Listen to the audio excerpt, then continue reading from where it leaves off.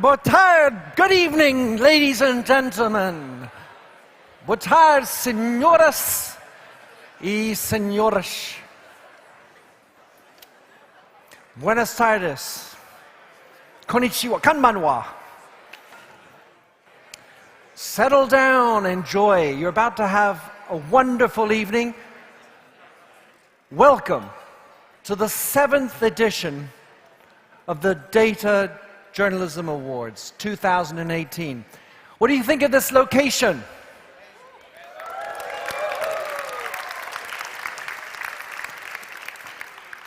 You know the expression sometimes they say, if you'd ask consumers what do they want, they would have made a faster carriage. Didn't work. The writer. So listen, my name is Minter Dial.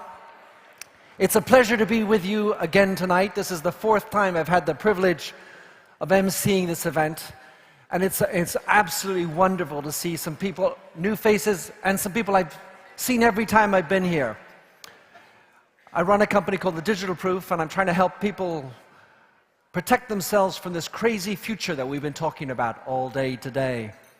So listen, we've got a bunch of little logistics. The first thing, most importantly, I would like to thank our huge founding partners, Google News Initiative and the Knight Foundation. Round of applause for them.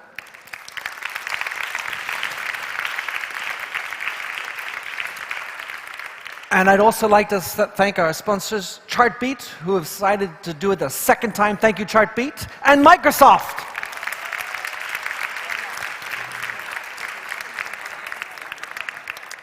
So we have for those of you who remember me, I like to do zip, zip, zip, zip, zip kind of evening. Don't fall asleep. We have a action-packed program, so we're going to start off, and then we get a break. And the good news is you get to have food at that time. It's a half-hour break, so eat quickly, drink quickly, talk quickly. If you're a vegetarian, then just make sure you identify yourself as a vegetarian. Okay, so that's important for the veggies amongst us. Then we have more awards, and then we have a break for the pudding, as we say in Britain, dessert for the others, el postre. And that should be a little fun. And then the ceremony at the end for the last 3 awards, and we close at 10:30, at which time we will have buses ready to ship you back. These are going to be buses that are going to be leaving every 5 minutes between 10:30 and 11 p.m. back to Picadeiro Real, practicing my Portuguese. So, key thing is I like to make it interactive, so any of you guys got your phones out? You're allowed to have them at the table. This time.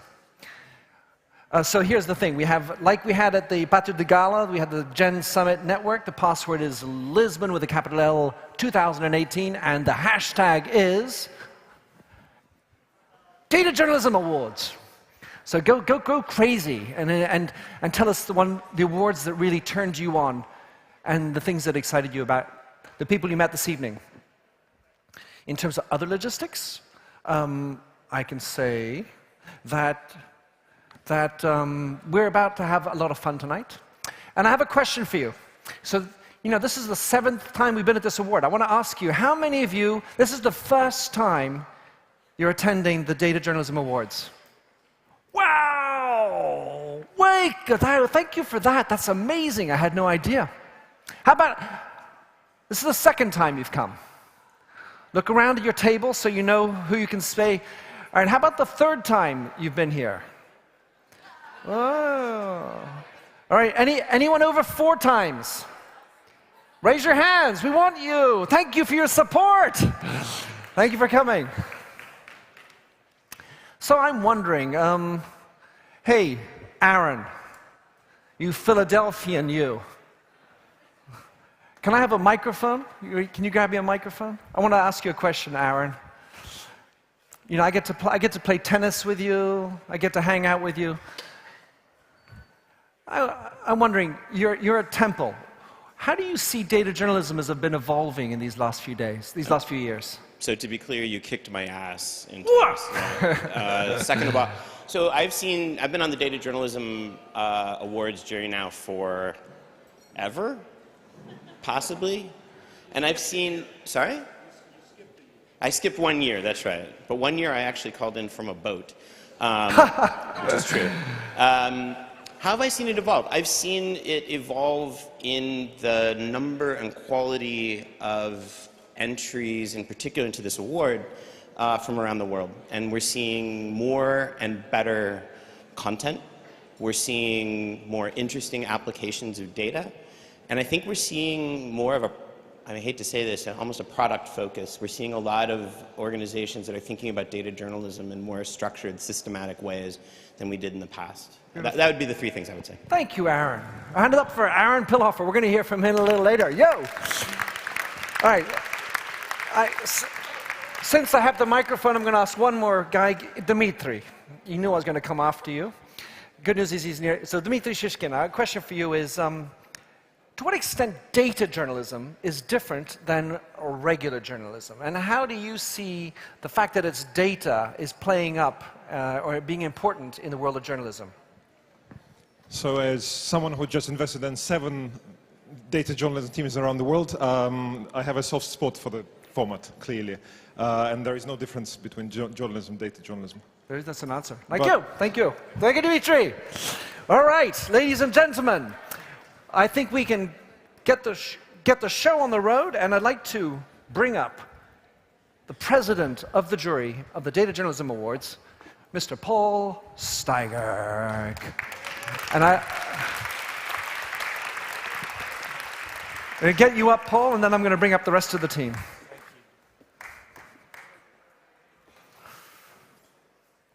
And I'd also like to bring up Marianne Bouchard, manager of the Data Journalism Awards, and to let you know that Simon, of course, normally he's on the team, but he couldn't make it this evening, and he's the wonderful director who's behind this Data Journalism. So I leave it over to you, Paul. Would you take it on? Okay, but first, am I the only one who's noticed that this is by far the best tuxedo and tie combination that Minter has had in his 4 years? It's improving the sartorial aspect of the awards. My wife would be happy. I'm Paul Steiger. This is my 7th year as the president of the jury, and I want to echo what Aaron just said. The quality of the entries have just exploded. Not only the number, I mean, 7 years ago, I think there were 200 entries, and half of them were good.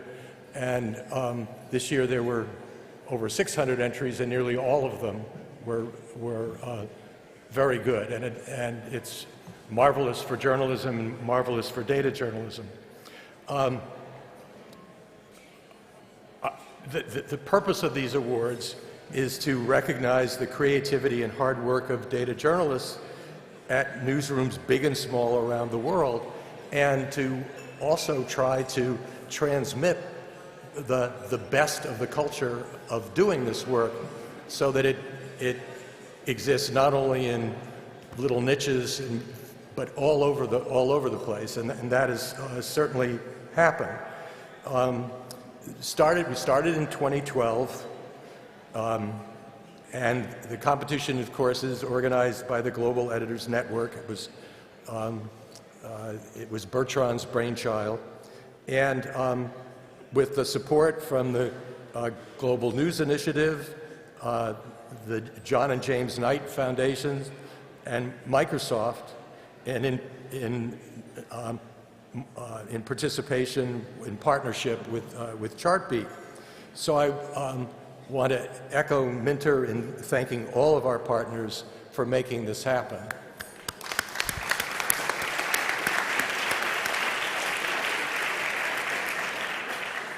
Now, this competition was launched at the end of November. The deadline was March 26th for entries, and guess what? People remembered to enter. We didn't have to extend the deadline, which is a great joy for Marianne. The short list was produced by Marianne and Simon. Hey, you're getting ahead of yourself with the slides. The short list was produced by Marianne and Simon Rogers on April 14th, and as an extra incentive, we allow them to do it in Perugia, which is, you know, a nice place to be, even if you have to be, working. And the final jury process went on during May, and at the end of May, we all got on the phone at the great Reuters communications network that Reg Choi made available to us. It was something like 11 time zones, 5 continents, and it all worked. And we were given 99 shortlisted entries by the Perugia crowd. The one thing that I try to emphasize every year is the judges are completely recused from any category where a newsroom they are connected with in any way has a finalist. They leave the room or get off the call and stay off until the voting in that category is over. Now we have a number of the jurors in the room. I don't know who actually showed up and who didn't, but would you please stand, jurors who are in the room, and be recognized? Let's do it. Aaron. Judges, standing up.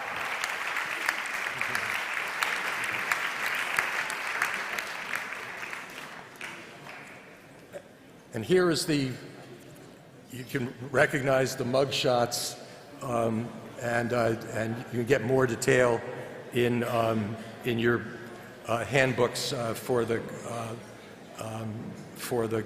conference. So that's all from me. Marianne? Thank you. Hello, good evening, everyone. How is it going? My name is Marianne. I am the manager of the competition, and I'm very excited to be here tonight. After a year of hard work, it is quite a pleasure to meet you all here tonight. To the participants, hello, it's me you've been talking to for the past few months. Come and, meet me afterwards so we can actually see each other face to face. We have 13 trophies to give tonight, plus one honorable mention, there you go, plus one honorable mention and 3 mentions of excellence. And all these across 12 categories that you can see on screen now. We have data visualization of the year, news data app of the year, the Twitter Award for Student and Young Data Journalist of the Year, Open Data, the JSK Fellowships Award for Innovation in Data Journalism, the Best Small Data Journalism Team, the Best Large Data Journalism Team, the Best Individual Portfolio, the Charlbit Award for Best Use of Data in a Breaking News Story, the Startup Lisboa Award for Investigation of the Year, the SEMrush Award for Data Journalism Website of the Year, and the Microsoft Award for Public Choice. Now, all right, we can do this. I have a nice video to show you. We've used the super services of Flourish to make this crazy good database. And in 2018, the competition received 630 entries from 58 countries. And they came from large newsrooms for half of it. Those are the ones you see in blue, and half of it came from smaller organizations. The most popular categories were data visualization of the year and investigation of the year. Journalists hate deadlines, we all know this. That's why they've entered pretty much for half of the entries right on deadline day. You know, the usual. Out of 630 entries, 99 nominations were made for this year. They represent the best data-driven work that was done in the past year. And each category got between 5 and 10 projects shortlisted. And so tonight, we'll finally know the winners. Now, what do winners get? They get a 1,801 US dollar cash prize.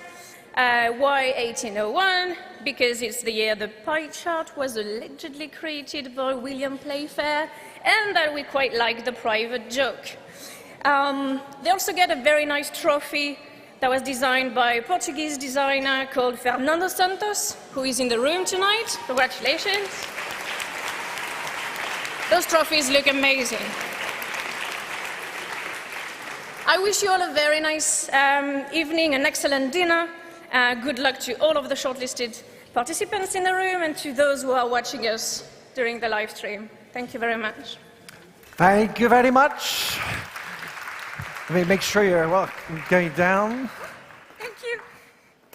Thank you, Marianne. All right, so Paul, I have to ask you to take off that hat and put on this hat. Ready? Okay. So if you would stay on stage. Not only do I not have hats, I don't have much hair either. Hats are good. So I'd like to keep Paul up on stage because he's obviously representing the Knight Foundation, one of our 2 historical and main partners of this wonderful awards. And I'd also like to invite from Google, Madhar Chinappa, who's the Director of Strategic Relations, News and Publishers at Google, our 2 main founding partners. Thank you for coming up on stage. Madhav, great to see you. Thanks for coming. And Mike, would you like to go with the mic or? I'll go with the mic. If that's Go with all right. it. Roll. Well, thank you very much. Google has been a sponsor of the Digital Journalism Awards actually since the beginning in 2012. And I think it's fair to say that digital journalism has come quite a way as both an art and a science. And so we're very proud to continue our investment in this and our support of the Digital Journalism Awards going forward. So I don't think we need to say much more than that, but thank you, and we're very proud to be part of that as part of our latest initiative, the Google News Initiative, which is all that we do with news. So no need to... We're certainly thankful for you. Yeah. No need to say more about Google. I'm going to be just as brief or even more so. I retired from the Knight Foundation in March. It was my 12th year there, and but they said I was going to be here and I could represent Knight, and all I'm going to say is that Knight has been delighted to support the Data Journalism Awards. One of its great missions has been to try to proselytize and transmit the skill sets of data journalism, which it regards as a revolutionary force in journalism, to all corners of the world, and they see these awards as a good way of doing that. So Knight thanks you, and I thank Knight again. Beautiful. Thank you, Paul. Thank you, Sarah. See you in a bit. Come on down. 1 second. Put that away. Come on down, Paul. I'm going to... Always a challenge, these stairs. All right, beautiful. All right. Ta-da. All right. Ta.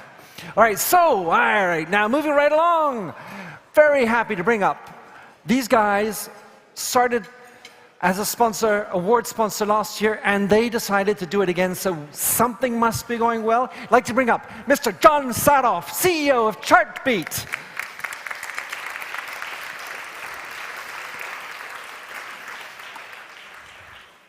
You're not going to do anything? No? All yours. I'll be the first person not to comment on Minter's suit, but I just did. I'm blown away, Minter. You always look so good. Thank you.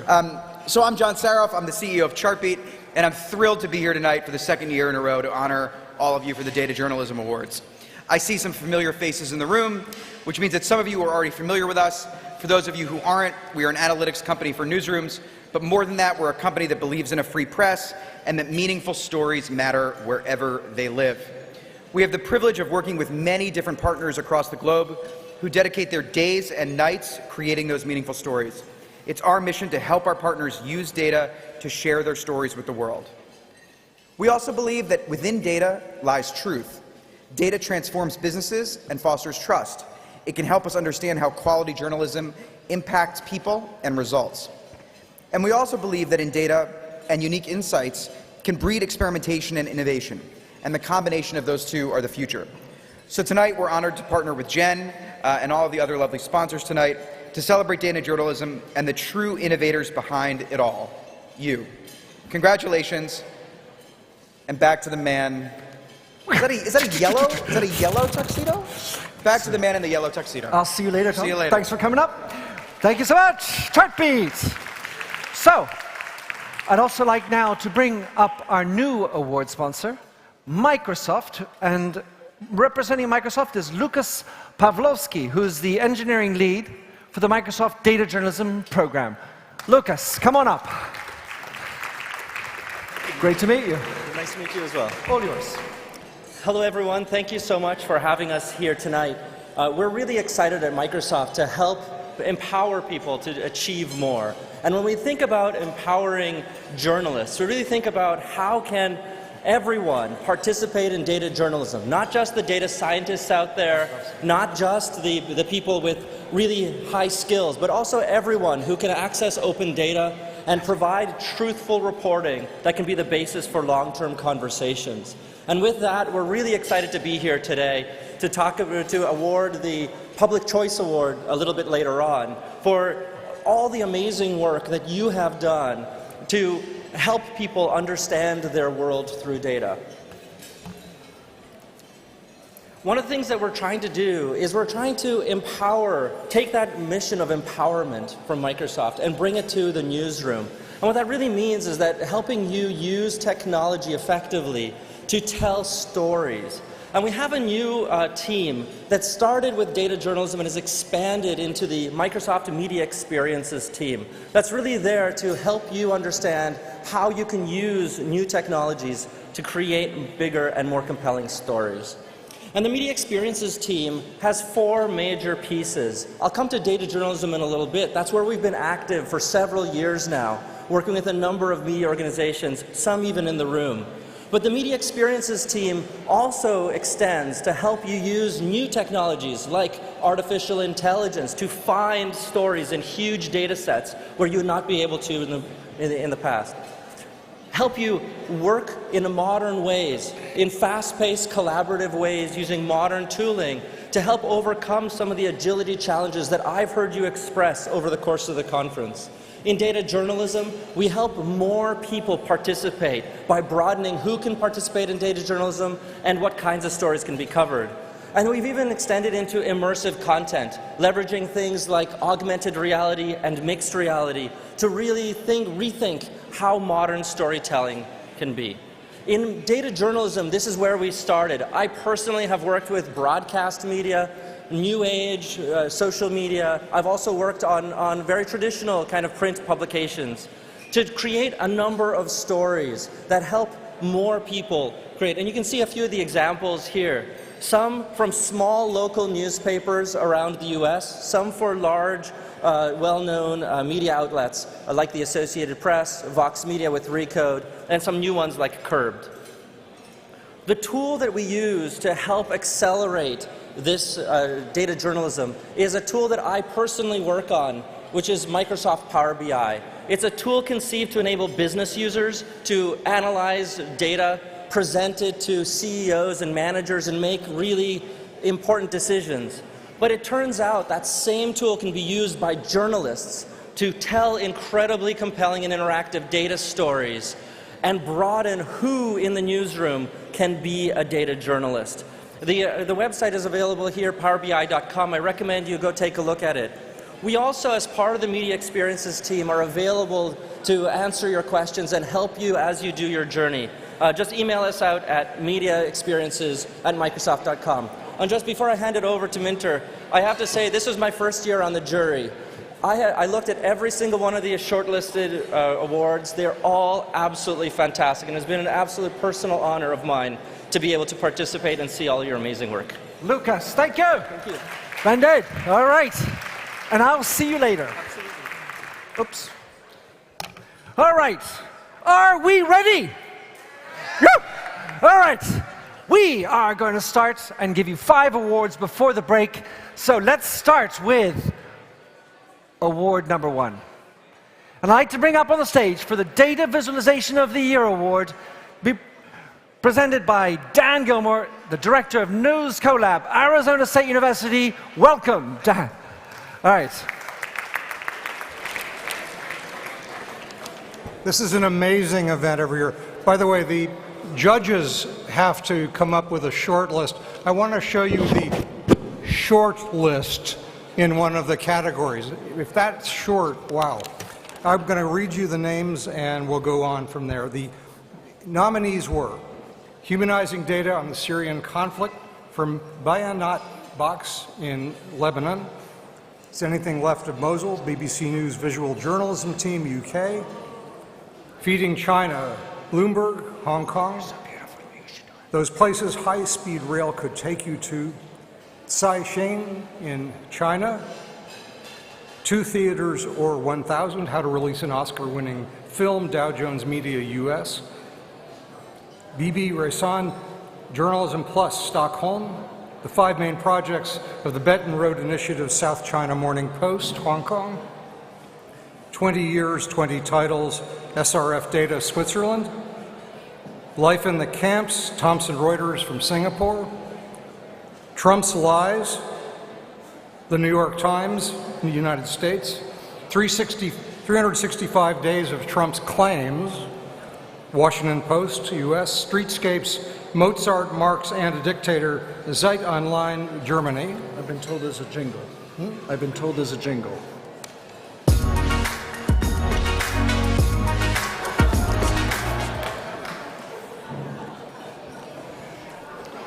And the winner is Thomson Reuters for their wonderful project. Jane Barrett from Thomson Reuters will 2017, nearly 700,000 will accept the award on you, behalf Jane? of her colleagues. Over here. Hey, Jane. The desperate escape shocked the world. At first, the story was focused around people fleeing for their lives, but that focus soon shifted to life in the camps around Cox's Bazar. Most refugees lived in flimsy huts crammed onto hillsides. Water wells were fouled by nearby latrines. Experts called it a recipe for disaster. Aid workers collected data with handheld GPS devices by physically visiting the spots all over the camps. So we were able to repurpose some of these data sets, and mapping these layers really allowed us to see some of the problems in the camps. For example, how close people live to the latrines and how close their drinking water is from the latrines. And we were also able to identify some real trouble spots and create basic PDF maps to hand to our reporters on the ground so they could go to those spots and verify our findings. When they got there, some of the powerful imagery that they took helped humanize the data. Because after all, these are real people facing real problems, they're not just dots on a map.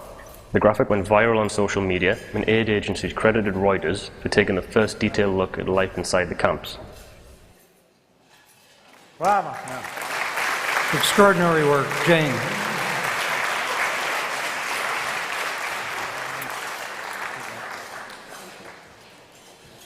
I'm accepting this on behalf of Simon and the team in Singapore. They've done some amazing work, as has Reuters' entire reporting team on the Rohingya crisis. And as many of you know, 2 of our journalists are still actually in jail in Yangon for their work on it. So we continue to do really important journalism there and keep shedding light on the life of these people who are in the camps. So thank you on their behalf. Jane Barrett, Global Head of Multimedia, Thomson Reuters.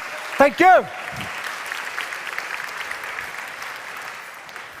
All right, nice one. All right, so now moving on to award number 2, and this one is for News Data App of the Year.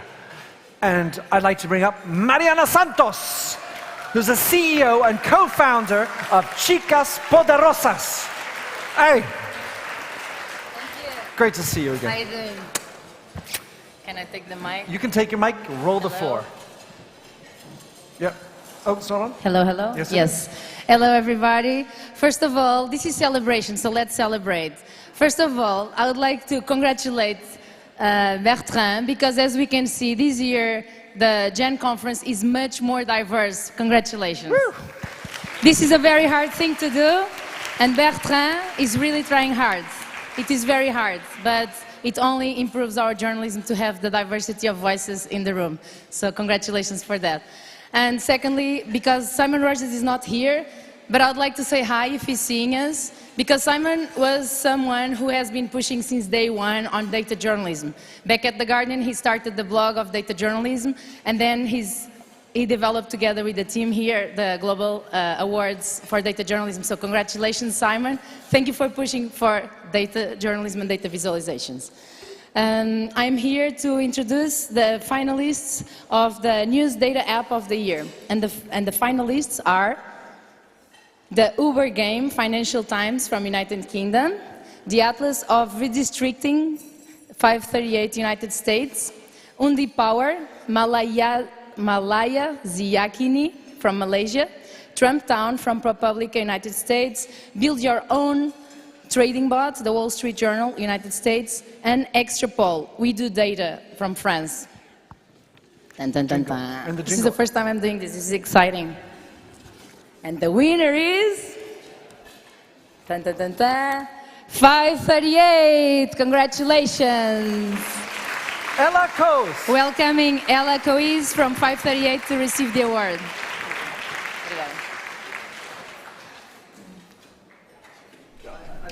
Thank you so much to the Global Editors Network, to the judges, and to all of the readers who spent time with us.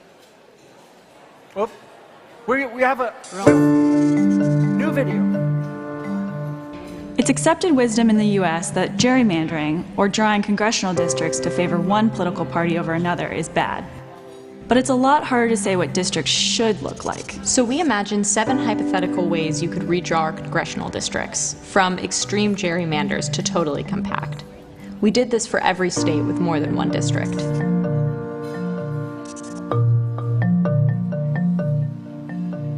We then took each of those maps and determined the likeliest electoral outcomes and the trade-offs for each. The end result is the Atlas of Redistricting, where users can select maps for themselves and see what happens. For example, if you select the map that was drawn to maximize competitive elections, it clearly beats the other maps in terms of competitiveness. But it does worse than some of the other maps in terms of things like non-white districts, keeping counties intact, and making compact districts. You can also see some of the crazy shapes you get when you try to gerrymander. In West Virginia, a very Republican state, the closest you can get to a Democratic gerrymander is one long, skinny district that connects all major urban areas. And that district will still go red. We really value collaboration at 538, and the Atlas of Redistricting is the ultimate example of it. It took many people and many months to make it happen, but in the end we reached our goal, to shed new light on a perennial American issue. With you, Ella Coesi. Congratulations.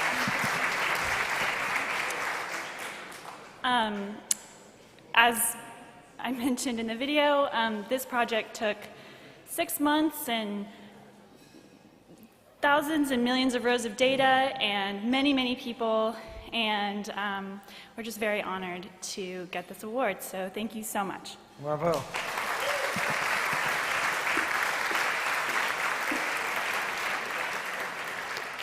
very heartfelt. Nice to hear that.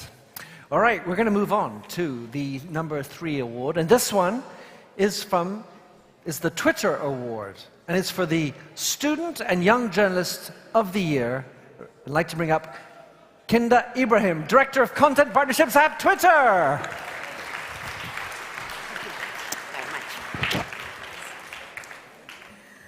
Thank you. My name is Kinda Ibrahim. I head content partnerships for Twitter at the MENA region, and I'm here on behalf of the news team at Twitter to present the award for Student and Data Journalist of the Year. So thank you for having us. This is the second year for us at the Gen Conference, and the second year that we sponsored the Data Journalism Award. It is very, very important for us to work with publishers and journalists and help them tackle the challenges of discovering, covering, and publishing news. It's essential for us as a comprehensive real-time news network to basically work with publishers, journalists, have them publish their premium content, enable audience to see the story from every side. Without further delay, I'd like to present the finalists of the award for the Student and Data Journalist of the Year.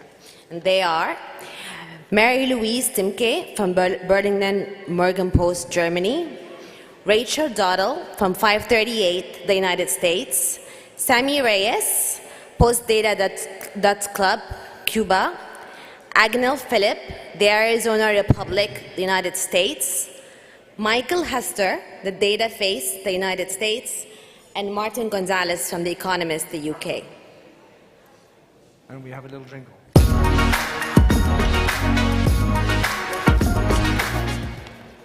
And the winner is Mary-Louise Timke from the Berliner Morgenpost, Germany.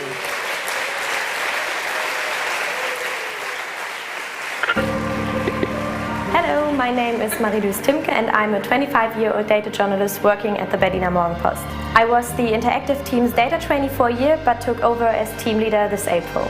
We are a 5-person team of journalists, developers and designers working at the center of the newsroom and constantly experimenting with new research and narrative forms. The projects I have worked on most intensively the past year range from analyzing the German gender pay gap to the sonification of polling data. Being the team's data wrangler, I'm mostly responsible for data sources, data cleaning and data analysis. Currently, I am finishing my bachelor program at Dortmund University, where I am studying science journalism with a focus on data journalism. And as a co-founder and CEO of JournoCode, an organization of young journalists, designers and programmers, I have also made it my business to impart data-driven skills. As trainee of the Berliner Morgenpost interactive team, I have worked on some great projects this past year, and being the new team leader, I'm really looking forward to continuing my work with my awesome colleagues. Marie-Louise Timke!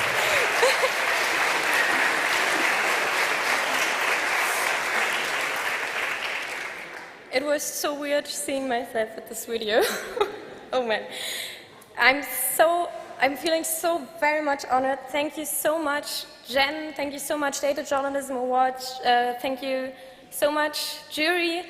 I also like to thank my awesome colleagues at Berliner Morgenpost and at JournoCode. And of course, my family and my fiancé watching right now and supporting me all the time. So thank you very much. On you too.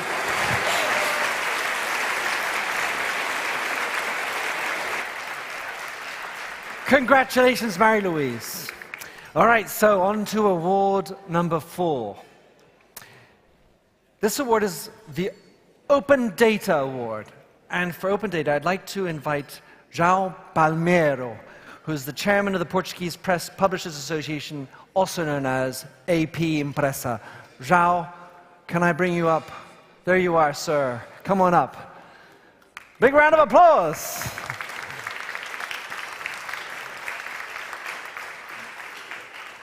Thank you, sir. Thank you. Bring us on. Open Data. Hello. Hello. My first words is to say to you that I'm very proud about Mariana. She's Portuguese like me. Yeah. Although that thing of chicas poderosas looks much more Spanish than Portuguese. But You know, the last words of my wife before I left the table was, behave well. Because she knew that since Bertrand and Benoit told me that I had to do this presentation, every night I am looking to the Oscars awards not to do what they do. So I learned by heart every gag that no one laughed at. But, well, she's right. I'm saying behave well, because she knows that there is a story that I have to share with you on your on the safety of your health. You know, I'm visiting the same room since I was 5 years old, because my parents had a tourism association which led and showed to tourists in Lisbon how to visit this museum that was, until 3 years ago, the National Museum of Coaches. Now it's on the other side of the road. And I learned something that it was a secret. And it was when I was 5, 6, 7, 8, 9, 10, I came here until I was 12 or 13 years old. It was the first thing I was pushing the tourists that were coming with my parents aside and saying, I know a story that my parents don't want me to tell. They don't allow me to tell, like Katerina, my wife, doesn't want me to tell. But I think it could be very useful for you during the dinner, not now, but later on. If you look around those coaches that are here, this is a little quiz. Which of them, 2 or 3, if I can remember, can be of great help before the end of the dinner? You know why? Because they have a loo inside. And this was amazing. No one could believe that in the 15th or the 16th centuries, these coaches were well prepared than cars are prepared nowadays. We have to go to gasoline stations. It's true, isn't it? So, Open Data Award. 538 Open Data web page. 538 United States. I think I heard these guys before. They do work a lot. Open Data Journalism for Change. La Nación, Argentina. Esto es contigo, Mariana. Death of Dysfunction. How New Jersey fails the dead and betrays the living. New Jersey Advanced Media, United States. Follow the money. We are following the money, aren't we? So maybe we follow those guys as well. From Postmedia Canada and Stanford Open Policing Project, Stanford University, United States. So, jingle.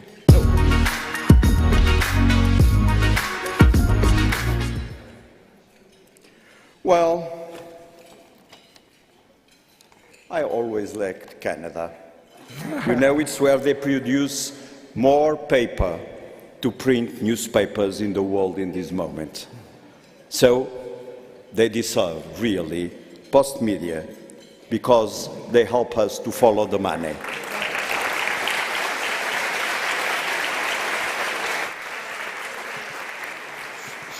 Follow the Money is a series based around the first searchable database of donations made to politicians at the federal and provincial level in Canada. So it allows you to search and download 5 million donations, large and small, and it's the first centralized searchable database of its kind in the country. So we're looking at linking together all different kinds of political data. And there's so many research questions that these kinds of data open up, especially when used in conjunction with all of the other kinds of data that we're collecting, that really it's beyond our capacity to analyze. So collecting the data, making it available, centralizing it, cooperating with people who are like Zane, who are doing sort of similar kinds of work is really a priority for our research group. In Canada, donations to politicians are legally required to be public. but they're not kept in a format that's easily searchable. Some records are handwritten, most records are stored in PDFs, so if you wanted to figure out, let's say, who were the biggest donors to the Premier of Ontario, the largest province in the country, it's virtually impossible to do so. So a big part of the project was converting records from either handwritten or PDFs into a searchable database format, really, and then also making it downloadable as a spreadsheet so that it's easy for people to see who are the biggest donors in your province, how much are Canada's biggest companies giving across the country, things like that. Right, so, Zhao, I want to thank you. Did he behave? Wait, there is something here more. It's an airplane ticket to Canada. Well, say goodbye. Not so fast, Zhao. Thank you so much. You're a comedian. We like it very much. So unfortunately, no, they weren't able to come, but they do have a thank you video. Let's roll the thank you video if we would then, please. First off, thank you so much to the Data Journalism Awards and the Global Editors Network. I'm sorry that no one from Postmedia was able to be here this evening, but it's a real honor. We're all so pleased to have gotten this award. There's three groups of people I want to very briefly thank. First, my editors in both Calgary and Toronto. This was a project that took 12 months in 2 newsrooms, dozens of people worked on it, and it really is only possible because of the support from Julie Travis, Deborah Stokes, Paul Harvey, Lauren Motley, and Anne-Marie Owens. Second, my partner Aviva, without whom any of this would have been possible. And third, and most importantly, I want to thank the friends and family of Michelle Lang. I did this project as part of a 12-month fellowship for Michelle Lang, a Calgary Herald journalist who lost her life while on assignment in 2009 in Afghanistan. And after she was killed, her friends and family decided to create an award for journalists to give them 12 months to cover important issues like Michelle covered. And I had this opportunity because of the commitment by her friends and her family and her colleagues, many of whom worked on this project as well, to focus on the stories that matter and to try to continue to make a difference in the world as she did when she was alive. Now we know.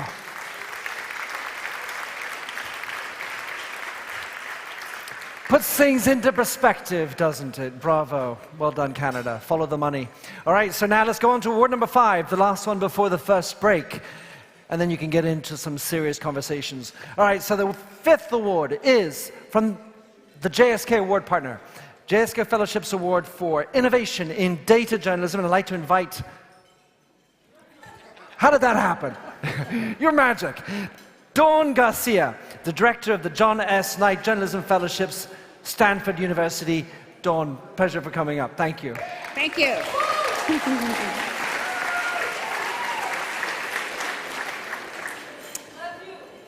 Oh, thank you. So it's a pleasure to be here. It's my first gen, but Bertrand, it will not be my last. Yeah.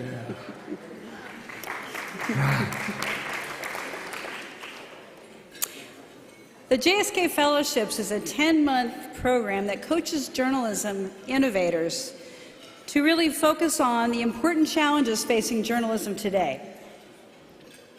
We give up to 20 journalism innovators a year at Stanford the space, the energy, the time, the training to really become the leaders of journalism for tomorrow. So here at Gen, you may have run into about a dozen of our JSK Fellowship alumni around the world who are here with us today. A couple of them, Shazna Nessa. Yeah. Woohoo, Shazna. And a judge. Shazna Nessa, who's the global head of visuals for the Wall Street Journal. Or maybe Dan Archer, who started his own company, Empathic Media. Both of them were speakers yesterday on a session on augmented reality.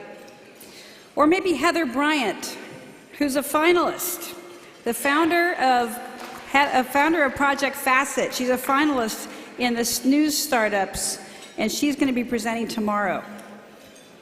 So I'm very excited to be part of this event and to be part of this event tonight. So the nominees are, for for the JSK Fellowships Award for Innovation in Data Journalism. Road to Nowhere, Africa Drone, South Africa. Hannah and Ismail, BR Data and Spiegel Online, Germany. Hidden Spy Planes, BuzzFeed News, United States. Via sobre Costa, Convoca, Peru. Newsworthy from Journalism Plus Plus, Stockholm, Sweden. The Wall Street Journal, The Wall, I'm sorry, USA Today, United States. I was thinking about Shazna. Okay.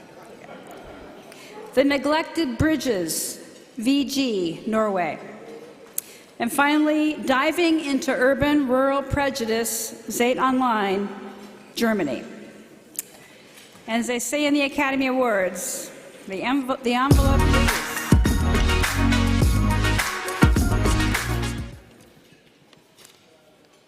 And the winner of the JSK Fellowships Award for Innovation in Data Journalism, BuzzFeed News, from the United States, for Hidden Spy Planes.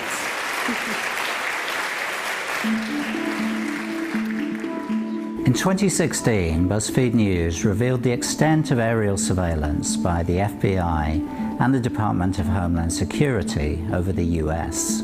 But how many other spy planes are lurking overhead? To find out, we ran calculations to describe the flight characteristic of almost 20,000 planes in 4 months of data from the website Flight Radar 24. Then we used an algorithm called the random forest to distinguish between 100 FBI and DHS planes and 500 randomly selected aircraft. We used its model to classify all the planes in the data. Then, over many months, we observed the potential spy planes, watching them, watching you. Our findings included a plane operated by the US Marshals that was hunting drug cartel kingpins in Mexico. We also saw a military contractor flying an NSA-developed cell phone tracking device over cities including Phoenix and Atlanta. Edward Snowden called it deviously clever. We hope it showed the potential for using machine learning to find what's hiding in plain sight. Peter Allhouse.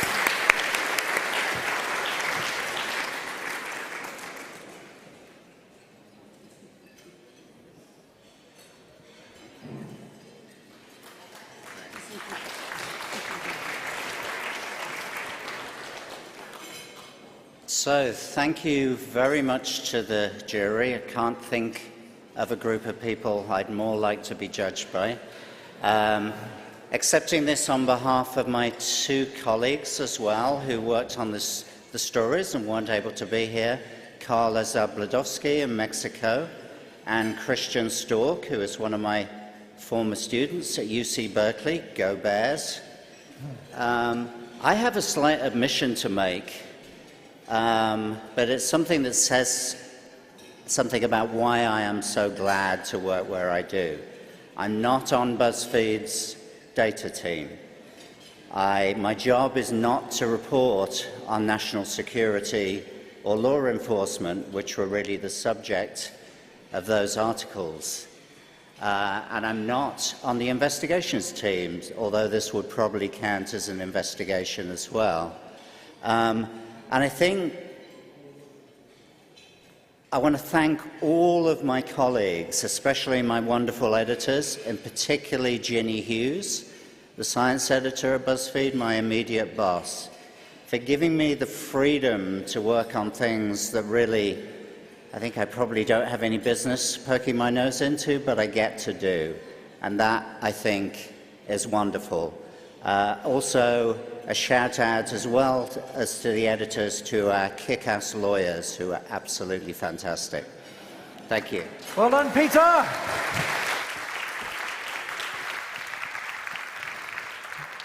And here's to the freedom to do what you want to do. All right, ladies and gentlemen, you're going to have a break. What I'm going to ask is any of the winners with the people who gave them the awards. If you wouldn't mind thinking about getting a photo opportunity, right after carriage number 3 over there, go get some photos, because this is an important moment. Bring your award. And for the rest of you, you got 20 minutes. Eat, be merry, drink, and we'll be back for the next round of awards. Toodaloo!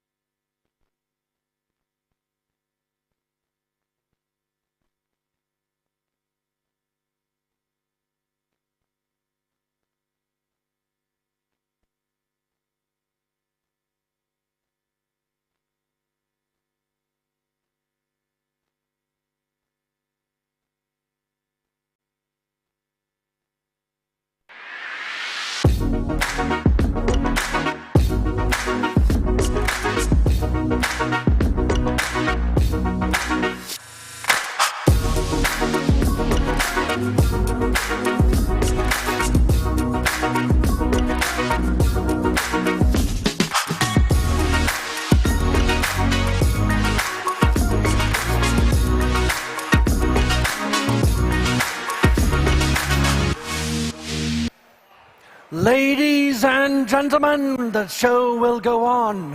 Hope you've been having a good time talking in the back here. Even the people in the back are loud. Anne Marie, I see you. David, hello. Good to see you.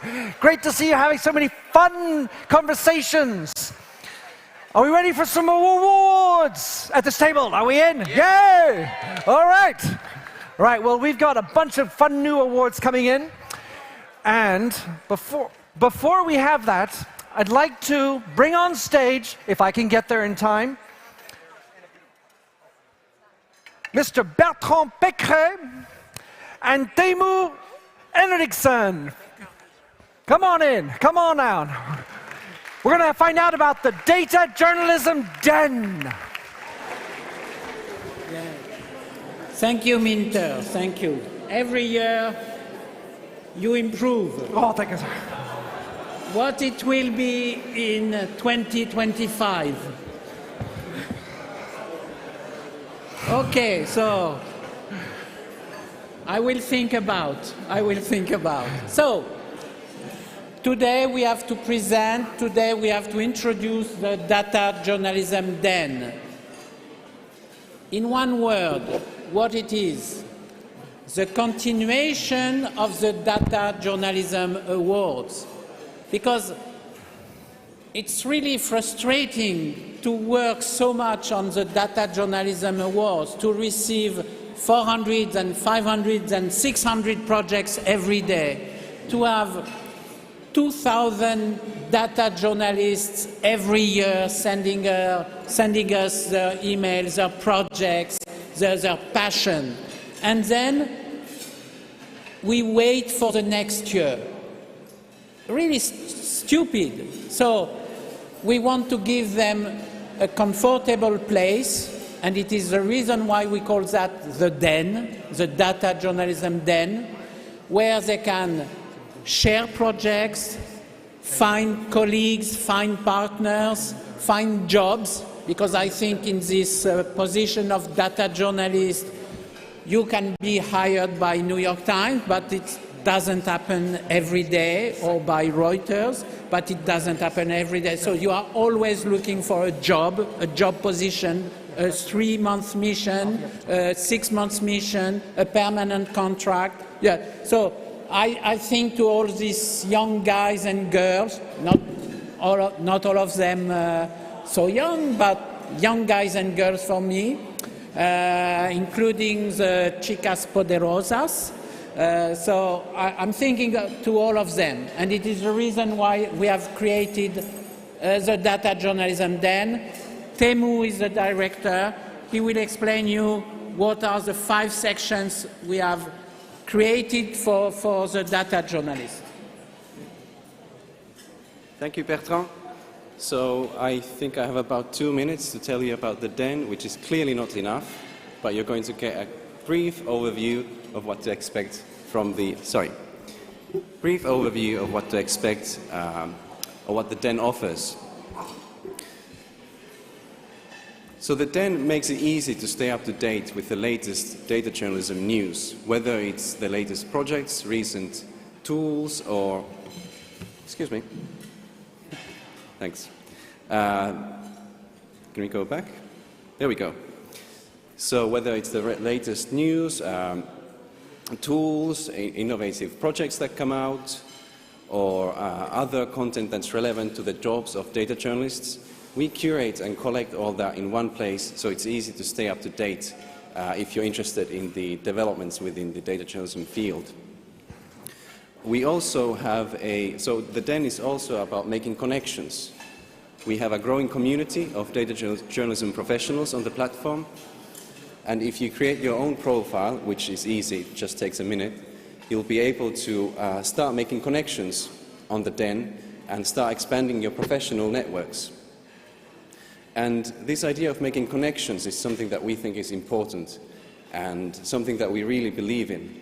So we are taking that further in a separate section, which is all about collaborations. So if a data journalist has a project idea they want to develop, they can post the project idea on the Den so that others will be able to find and contribute to the idea. And we call this matchmaking, this idea of helping data journalism professionals and projects find each other and develop them further. Coming up on the Den are two other sections. First is Data Store, which is about making it easier for data journalists to find and share data sets, tools and other resources. And like Bertrand said, a job board which will help data journalism professionals find relevant job opportunities. We also have a newsletter called the Den Bulletin. We currently have over 800 subscribers, and the content in the bulletin is divided into two different areas. First of all, we want to highlight the outstanding data journalism projects that come out very regularly, and it can be difficult to keep up to date with them. And we also bring together the different kinds of tutorials, tools, and discussions around data journalism. So anyone who's interested in following the latest news about data journalism should check out the Den Bulletin. That's a very brief overview into the Den. If you're curious to learn more, come and see me, get in touch. Thank you, and enjoy the rest of the evening. So, I think here we are more than 300, and minimum 150 real data journalists, not people like me, but real data journalists. So if you are interested, please register to the newsletter, because 2 times a week, all the data, all the information related to data journalism, it is unique. Nobody doing that. You have other newsletters, you have other bulletins, for sure, but it is every 2 weeks, every week, and not with the same focus. So please, if you are interested in data journalism, register to the bulletin, and then we will develop for the whole community. And at the moment, you could see always data journalists from Europe, from the US. What we want is to create a worldwide community. And here, please, if you are from, we have people from Cuba, we have people from Brazil, from Indonesia, from South Africa. Please come participate to this community, and really we can do something much better, and to have also a better data journalism award ceremony next year. So this is the Den is a continuation of the competition, but on a yearly basis. Thank you. Beautiful. Yes, well, I already think it's somehow already on the path to the United Nations of data journalism. We have so many wonderful countries represented here. And as Mariana said before, a lot of diversity, so congrats to that. So let us continue on. And by the way, the data journalists in the room are going to get a chance to shine, because I'm going to ask you a couple of quizzes. We'll get to that a little later. Anyway, let's move on to award number 6. Best Small Data Journalism Team. And I'd like to bring up Reg Chua, Chief Operating Officer Editorial at Reuters. Tell us more. I feel tempted to say the winner is La La Land, but I won't do that one. So one of the great things about being on the jury at the Data Journalism Awards is how global it is, and how we sort of celebrate great data journalism from around the world, but also how we celebrate great data journalism from large and small newsrooms, and sort of celebrating the work that people do under much more difficult conditions than those of us at large newsrooms.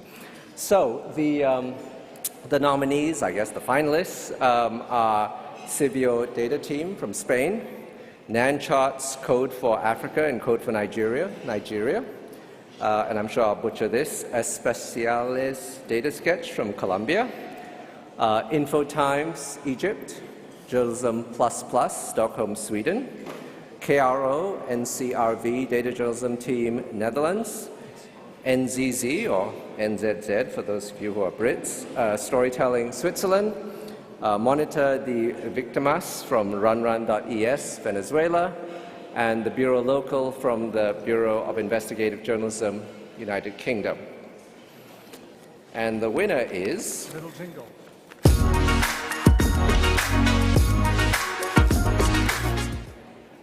So surprise, we have 2 winners. Because the work was so good, we couldn't decide, so we gave it to 2 people. It makes it much easier that way. InfoTimes in Egypt and Monitor the Victimas from runrun.es in Venezuela.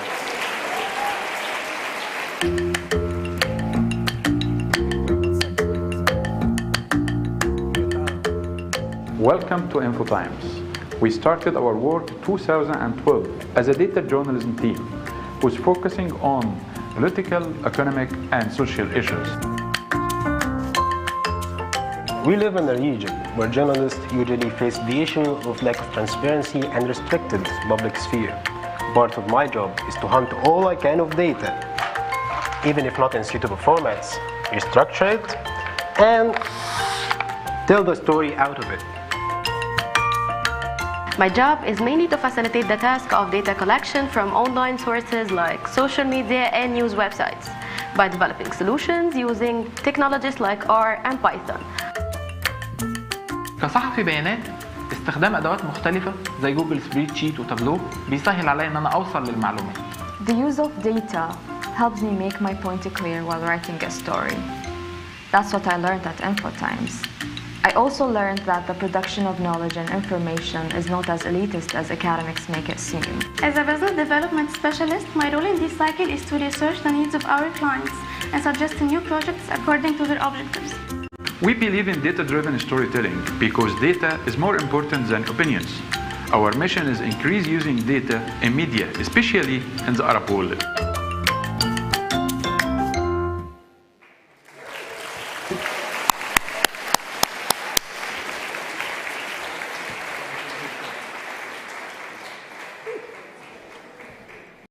Well, good evening, everybody. I'm so happy, so excited. Finally, we have made it after being shortlisted twice before. This prize means to me a new responsibility, and for me, for my team too. I have to thank judges and Gene guys, and of course my team. Thank you. Life-going data journalism. So now we'll have the second award. Well done, Amir. And the second award, the video. Monitor de Víctimas. Monitor de Víctimas es una iniciativa periodística para sistematizar la recolección de datos sobre homicidios que hacían los reporteros de la fuente policial en Caracas. De esta manera podemos contabilizar y registrar no solamente los homicidios, sino además conocer y profundizar acerca de las víctimas de estos crímenes. Cada día un periodista de Monitor de Víctimas recorre las morgues de Caracas, entrevista a los familiares y allegados de las víctimas, también visita el lugar del crimen, confirma y amplía la información con el apoyo de los promotores comunitarios de la organización Caracas Mi Convive. Cuando un familiar pierde a un ser querido, no quiere reportarlo a la policía, porque la policía muchas veces en Venezuela es quien está cometiendo más actos delictivos y termina abusando de estas mismas familias. Es a los líderes comunitarios y a las personas de su sector a quienes están dispuestos a darles un testimonio y contarles la verdad. Queremos entender el problema para poder plantear propuestas de política pública que en un futuro nos permiten llegar a soluciones viables ante esta problemática. Se verifican los datos, se identifican las tendencias o patrones, se diseñan infografías y se escriben las historias. Es también una alianza colaborativa. Participan periodistas de 6 medios de comunicación: Runrunes, El Pitazo, Efecto Cocuyo, Crónica 1, El Cooperante, Correo del Caroní y otros freelancers. La alianza funciona para buscar, procesar y publicar la información. Este mes estrenaremos nuestro sitio web monitordevictimas.com. y estamos a punto de publicar nuestro manual de estilo. Monitor de víctimas no solo es periodismo de datos, también es capacitación e innovación periodística. ¡Bravo!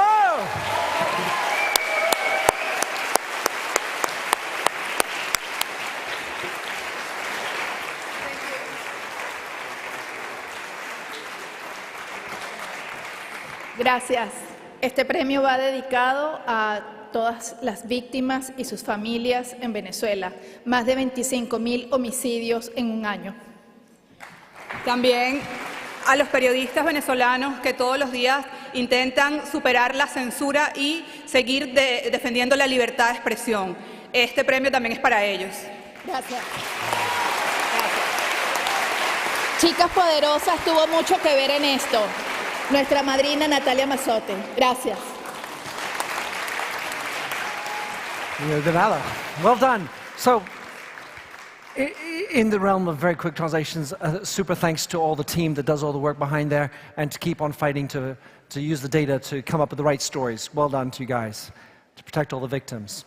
Superlative. All right, so we are going to move on to award number 7. And this time it's for the Best Large Data Journalism Team. And for this, I'd like to bring back on stage Madhav Chinappa, Director of Strategy Relations, News and Publishers at Google Labs. This time, the floor is yours. Thank you very much. And the nominees are AFP Interactive France, BBC News Visual and Data Journalism Team Portfolio, UK, Bloomberg Graphics Team, United States, Caixin VisLab, China, 538 United States, Folha de Londrina, Brazil, the South China Morning Post Infographics Arcade, Hong Kong, Associated Press Data Team, United States, the Guardian Data Projects Team, UK, Graphics at the New York Times Opinion, United States, the Times and the Sunday Times Data Team, UK, and Reuters Graphics Portfolio, Singapore. And let's have the jingle.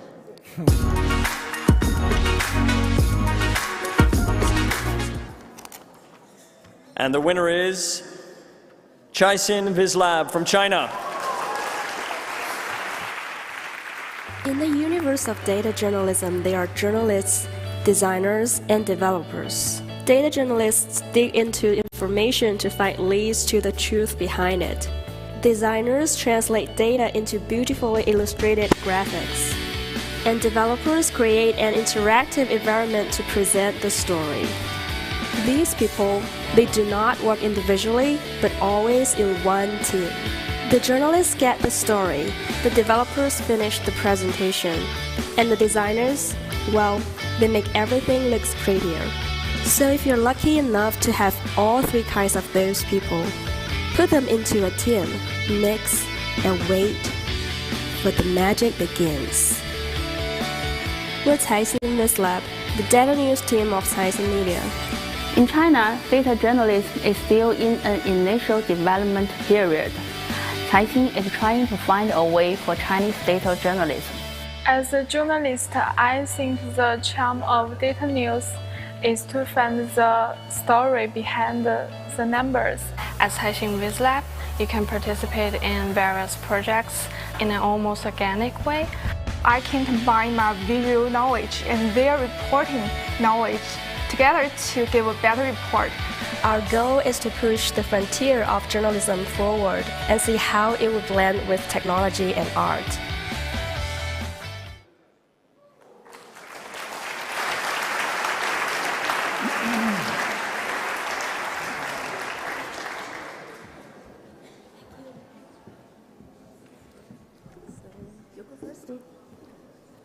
Two years ago, at Gen Summit Vienna, that was my first time connected to all these amazing community of journalism people. And since then, my colleagues and I, we have been working very hard to find the identity of Chinese data visualization.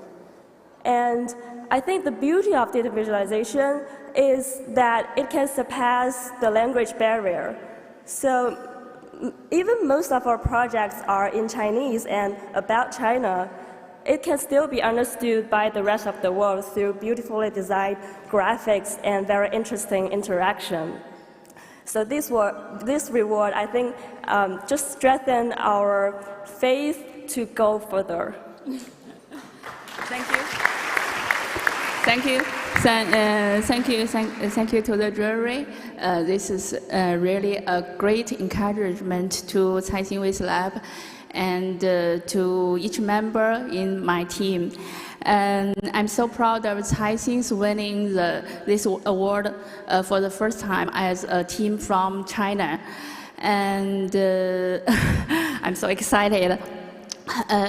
I believe more and more excellent data journalists and teams from China will come to GEN and come to take part in the DDA and stand on this stage. Thank you very much. Bravo. 谢谢。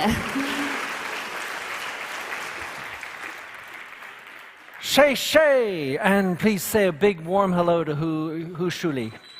So now, moving on to number 8, the best individual portfolio. I have the pleasure of bringing back on stage my friend, Aaron Pilhofer, the James B. Steele Chair in Journalism Innovation at Klein College, Philadelphia. Aaron, back at you. All right. Are there any nerds in the room? All right, there's some nerds in the room. I am really glad to be giving this particular award out for Best Individual Portfolio because, as many of the people applauding just now know, data journalists aren't often recognized individually. We are often the ones who are brought in at the very end of a project. We're often the ones who are brought in to slice off a little internet for a project that's been going for 6 months. But today, we get to recognize people individually for their amazing work. So, the nominees for Best Individual Portfolio are Christopher Cannon, Bloomberg Graphics, United States, Lam Tuvo, BuzzFeed News, United States, Jonathan Albright, Tao Center, Columbia University, United States. Believe me, this gets better. That was a joke. I'm just saying, this is not particularly diverse so far. A lot of United States here. Julia Wolf, 538, United States. Now it gets really interesting. Abdul Salam Afridi, Newslands, Pakistan. Yudivian Almeida, Post Data Club, Cuba. Patrick Stoltz, Spiegel Online, Germany. Timo Grossenbacher, SRF Data, Switzerland. Mona Chalabi, The Guardian, United States, and Rob Grant, Trinity Mirror Data Unit, United Kingdom. Can we have the music, please?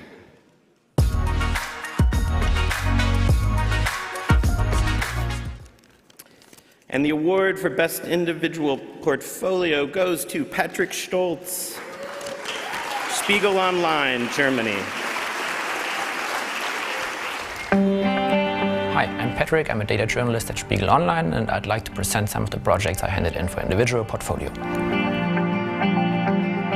One project I'm particularly proud of last year is Hannah and Ismail, it's called. It's a collaboration with the Bayerischer Rundfunk. And we had a big question how to prove or how to show if there's discrimination on the German housing market, if there's no data, how to do data journalism if you don't have any data. To do this, we sent out 20,000 applications for apartments, received 8,000 replies, categorized them, and finally proving there is discrimination in the German housing market, especially for people with foreign names. This, of course, was just one project. There are several others I did last year, with a huge variety of topics, from commuting in Germany to sports to election coverage. Of course, we had a federal election last year in Germany, to explanatory maps, a big variety of projects, and that's what makes data journalism really appealing to me. That you get to work in so many different fields, it makes it really fun. It just never gets old. Even though this is an individual portfolio award, it wouldn't have been possible without the many collaborators I had during the last year, all the people who worked with me on those projects, and it would have been impossible without open data and open source tools which I use on an everyday basis.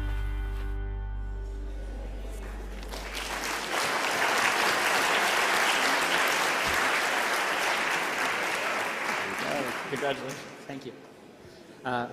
Wow, I'm really speechless. I just want to say a big, huge thank you to Christina and everyone at Spiegel Online. They were crazy enough to hire me 3 years ago when I had no experience at all in journalism. It's been quite a ride since then, and I'm really grateful for having trust in me and giving me the freedom I have in the projects I do. And that's pretty much it. Thank you a lot.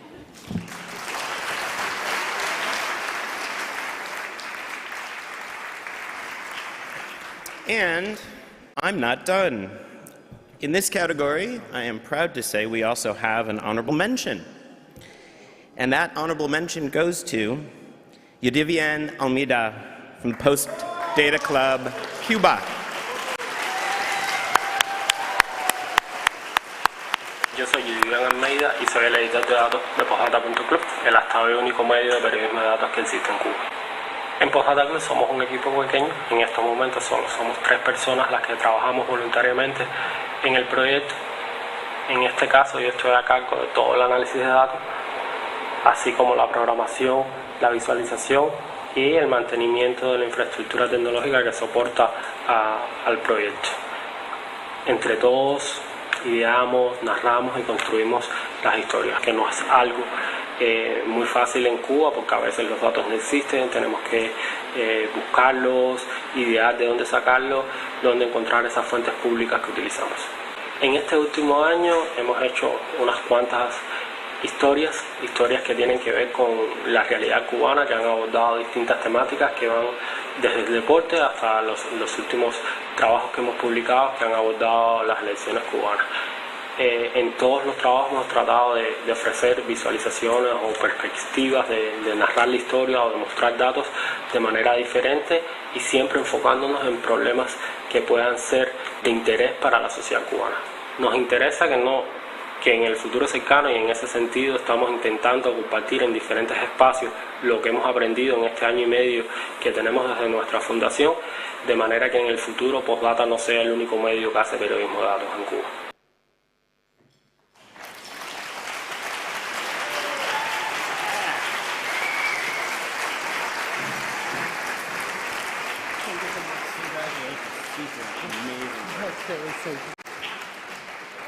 Wow.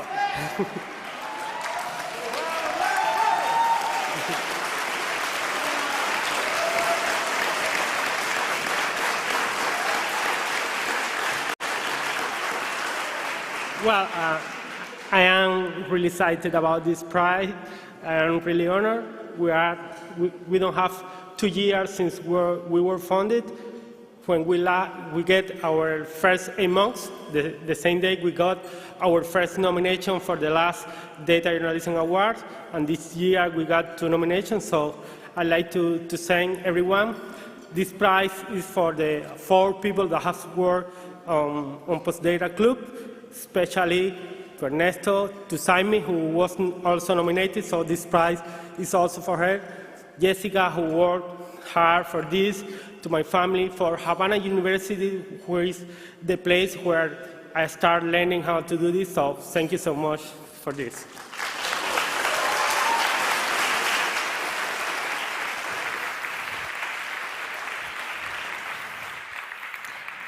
That's beautiful. Plus, I thought we were like matching. You know, he's white and black, I'm black and white. I mean, you got it going.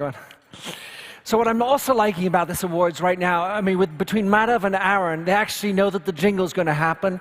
It's happening like clockwork. Nice job, guys. All right, so let's go on to award number 9. Chartbeat Award. This is the Chartbeat Award for the best use of data in breaking news stories within 36 hours. And for that, I'd like to bring on back on stage, John Sarro! Thank you, Minter. At Chartbeat, we're very proud. I don't know how many of you use our headline testing product, but one of the things about our headline testing product, it says, don't write long headlines. But somehow every year we seem to have the longest award name. It's the Chartbeat Award for the best use of data in a breaking news story within the first 36 hours.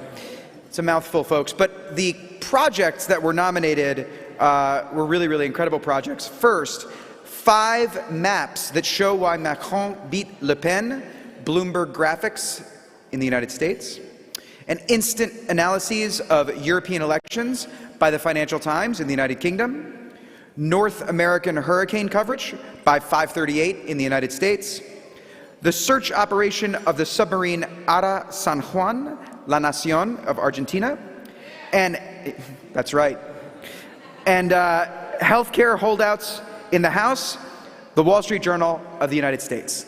Music, please.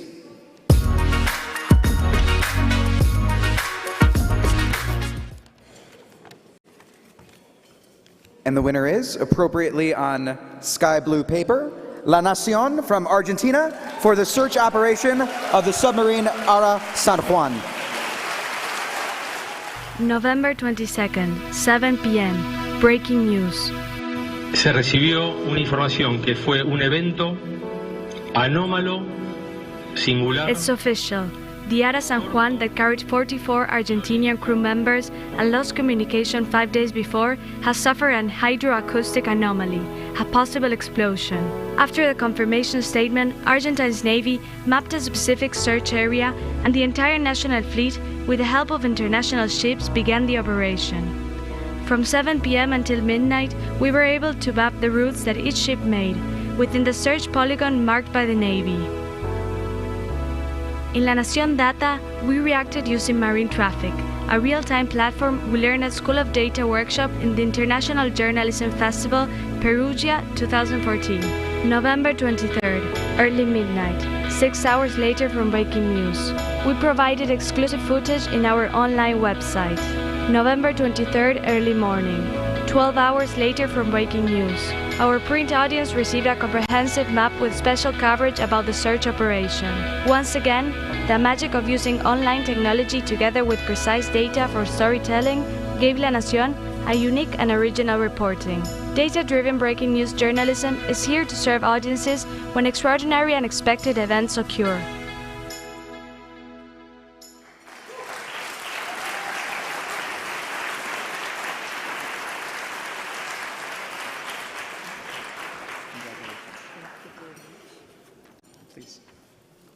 Thank you. This is the second time in 3 years that I have the honor to come to this summit to receive an award for the data team of La Nación. The disappearing of this submarine, the Ara San Juan, was and still is a tragedy for Argentina. The data team of La Nación did a wonderful, fantastic job.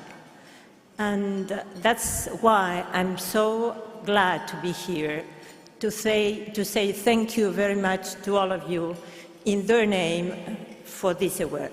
Thank you. Luisa Corradini, correspondent from Paris, correct? You live in Paris. Thank you very much, Luisa. Okay, now you guys, I promised some data journalistic expertises. So I'm thinking you're going to get your juices flowing for this one. So we have prepared a little quiz for you. Muito obrigado.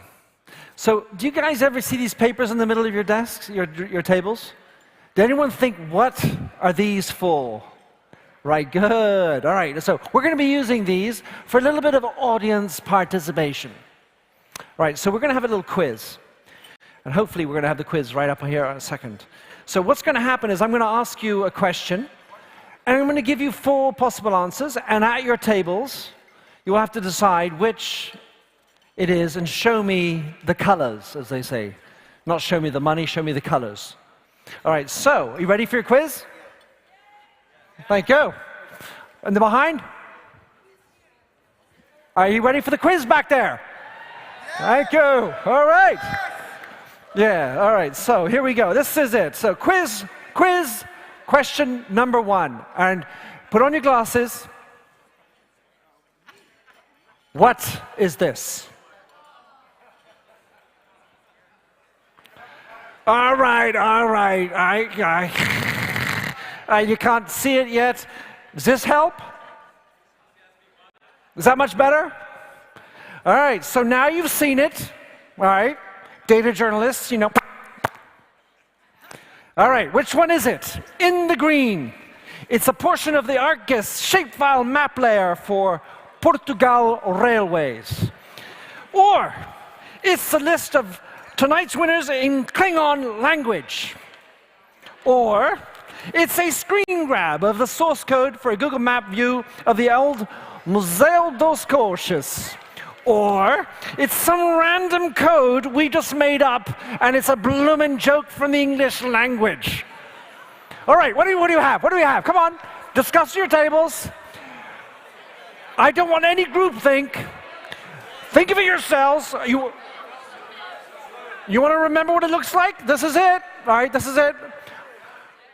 I'm feeling you got some rebels over there. I'm glad to see a couple of rebels. You know, stand up for yourself. Come on. Has everyone voted? Are we good? All right. Everyone good? All right. I think we have about 70% blue. We got two oranges. Well, actually, this whole table's voting. What is this? Are you cheating? Right. Table number 1 is cheating. Yeah. All right, and the answer, the winner is, dun dun dun dun dun dun. That's the Blues! All right, so good news is we have some data journalists in the room. We're good. We also have some rebels, and I like that. Go with the rebels. I like the rebels. All right, question number 2. Question number 2. Very serious. Which one of these Pink Floyd songs contains the name of a data cleaning operation close to many data journalism's heart? Another brick in the wall? Careful with that axe, Eugene. Cluster 1? You're going to have to discuss. Or Interstellar Drive. Good news is you get to discuss it. You have a break, 20 minutes, we're back. Have a good break, and we'll come back to you for the answer. We'll come back for the answer. Eat, drink, talk later.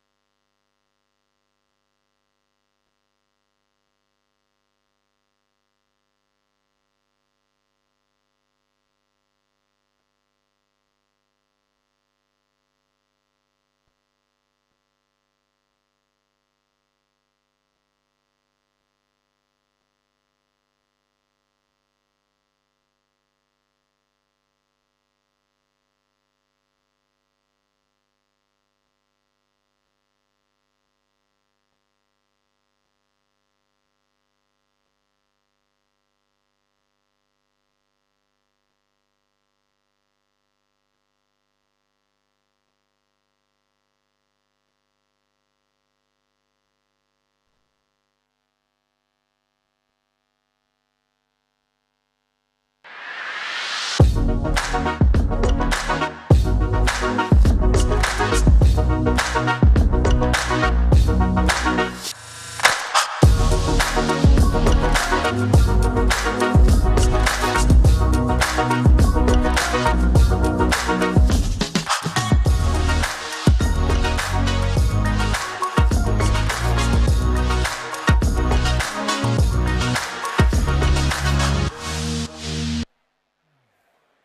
it's got to be the blue or it's got to be the yellow one it's got to be the green or the blue one it's the red one it's the orange one. Is everybody focused on the question? Is everybody hello? Hello. Welcome back. I want some attention. Thank you. I can see some people are listening and concentrated. All right, we have a vote. This is serious stuff. We have a quiz going on. All right, do everyone remember? The question is, which one of these Pink Floyd songs contains the names of a data cleaning operation close to so many data journalism's hearts? All right, everybody. All right, everyone on the table. Up, up, up, up, up, up, up, up. Even you standing up over there. All right, interesting. Ooh la la. Ooh la la, we got orange, got a lot of orange. I see yellow. Bunch of yellows, a few greens, 3, 4, 5. It's a mixed crowd. I'm thinking 40% orange, about 30%. Oh la la, all right, all right. Oh, that's great to hear. I like the confusion.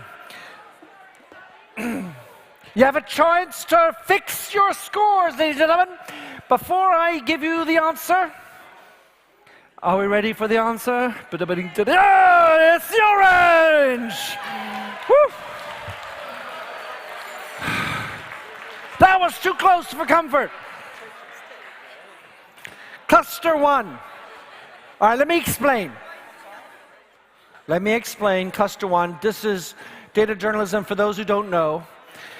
In Open Refine, clustering refers to the operation of finding groups of different values that might be alternative representations of the same thing. For example, the two strings New York and New York, lowercase, are very likely to refer to the same concept and just have capitalization differences. That's called clustering.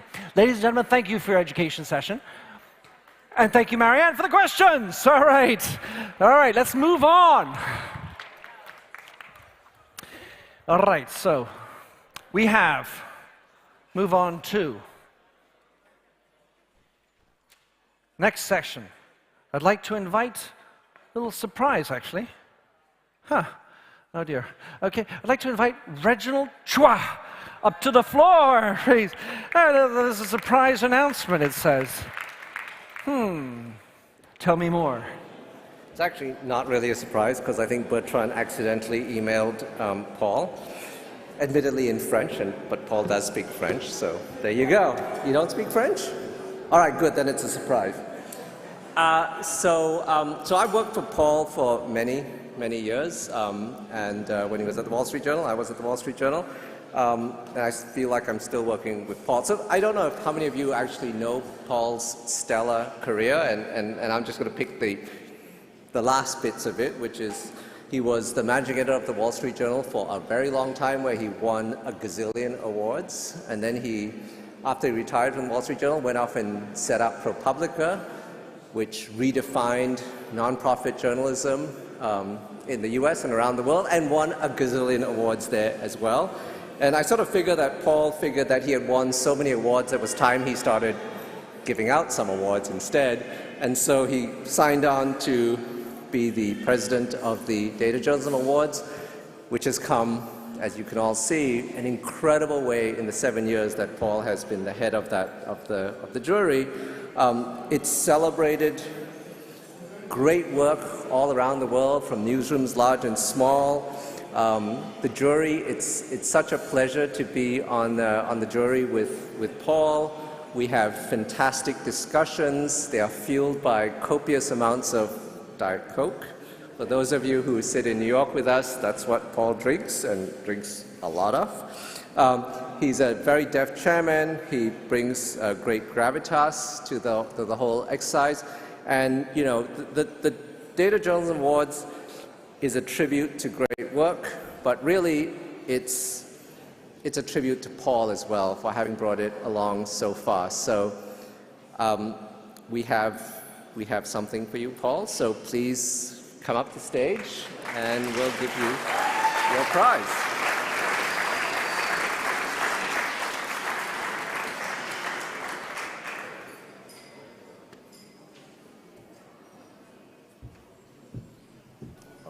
Thank you. Thank you.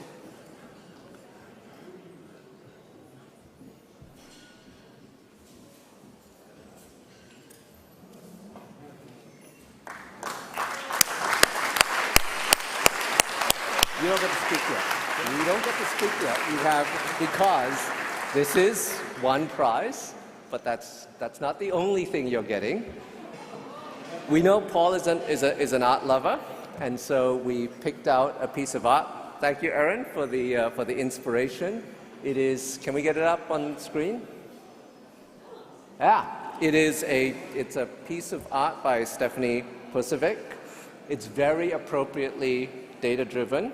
It is called Literary Organism, and it is a visualization of On the Road by Jack Correa. Wow. And it's not here so it's true that Wendy is not here with you, which means you don't have to carry 6 bags of shoes back to New York. But nonetheless, we decided it'd be much easier for you if we ship this to you in New York, so we're shipping it to you in New York. So, Paul, you have the mic. Thank you so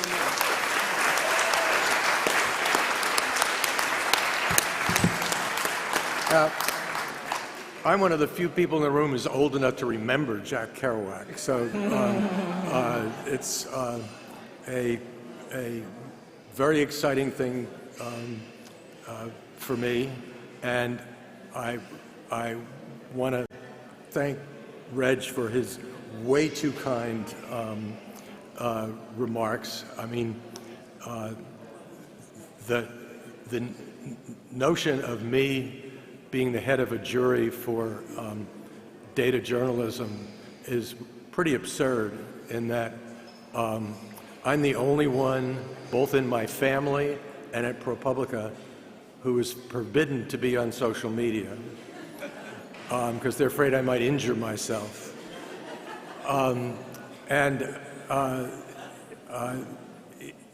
What made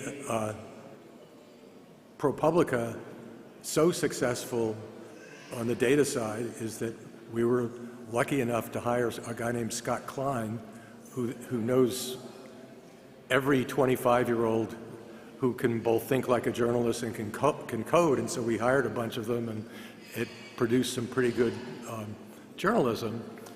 And but the other thing is, I know how to listen to a great set of jurors, which we had from the beginning on the DJAs, and I was able to enlist this man. This is going to seem very incestuous, but one of the most challenging things we have is our 4.5-hour final telecommunications session, where we've got something like 16 judges on the phone from 5 continents and 11 different time zones. And Reuters is one of the few people that have such a communication system that can deal with that and allow people to come on and off as they have to recuse themselves. And so Reg and I have been friends for many years, and I knew he had this mechanism, so I roped him into being a huge help for the Data Journalism Awards, and he actually knows something about data journalism. So for his sins, I have persuaded Bertrand to appoint him my successor as the president of the jury, and Corey has given me approval. So, like it or not, dude, you're the next president. Hold on. You don't get to talk.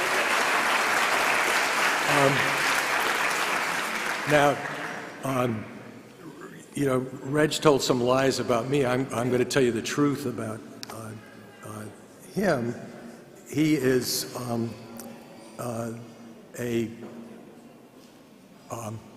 both a fantastic journalist. Wait a moment. This was not part of the deal. Baloney. They need to know who they're getting. So this is a man who's both a fantastic journalist, and he actually knows something about how to code and how programming works and all the other jargon that you folks are so capable of throwing around so successfully. But he's also a man of many parts. He's, if I'm right, you're a Singaporean native.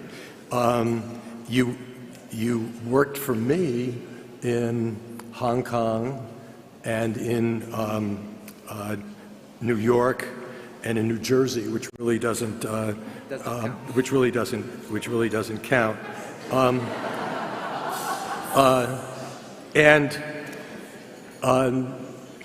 After you left the Wall Street Journal, where you you were the editor-in-chief of the Asian Wall Street Journal, and when I needed help fighting with the finance people and keeping our budget straight, I recruited you to do that, and that worked out very well. And when you left the Journal, you ended up being the editor of the South China Morning Post. And when they didn't behave to your satisfaction, you went to Reuters, where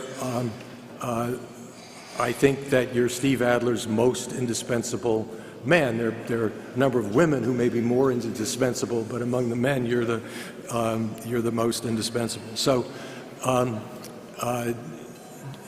the Data Journalism Awards, Marianne, where's Marianne? She left? Okay. But Marianne's getting a great helper, and the Data Journalism Awards are getting someone who carry them on in the fashion they need to be carried on. So thank you for taking it on.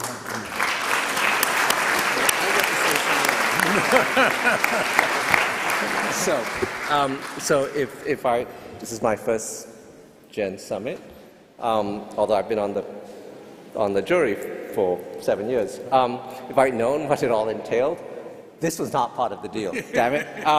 So I cannot fill Paul's shoes. I will try not to screw up your legacy, and I have you on speed dial. But just as a not a final tribute, because we're definitely keeping him around, could all the jury members stand up, because I think we really owe Paul thank you. So can all the jury members stand up and give Paul a real round of applause?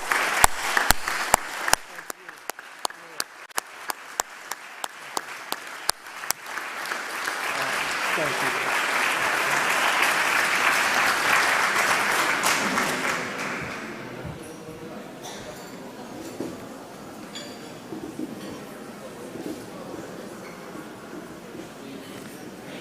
Well, we got a new president. Reg. Oh, and shall I give this back to him? Yes. Sir. Thank you. Well earned. Okay, so let's move on. We've got 3 more awards. And I do want to say thank you for the lovely discipline, listening that you've been exhibiting tonight, the respect that you have, obviously, for data journalism and obviously for Paul as well. So we're going to move on, and we're going to do award number 10. This is from our sponsor of the award, Startup Lisboa, award for the investigation of the year. I'd like to bring up Miguel Fontes, CEO of Startup Lisboa.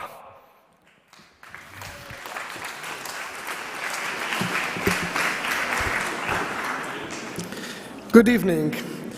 It's an honor for Startup Lisboa to join the Data Journalism Awards and the Global Editors Network. A double pleasure for doing it in our Lisbon, where we are based. As an incubator that over the last 6 years has supported more than 300 technology-based startups and has contributed to the development of the Portuguese entrepreneurial ecosystem, we recognize how important the media are and have been to report and decode for the most diverse audiences the products and technologies developed by startups worldwide. Data journalism, in particular, is a major example of the importance of innovation and technology empowering citizens to better understand the global world and the most diverse social realities. Congratulations to Jan and all the nominees, and thank you for making the world more intelligible. Thank you.